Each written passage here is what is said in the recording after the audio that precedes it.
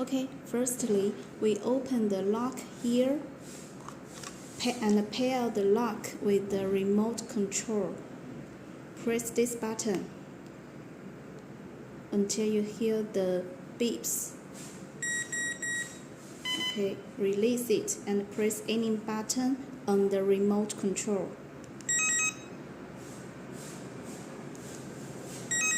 Okay, then these two remote controls are both paired to the lock.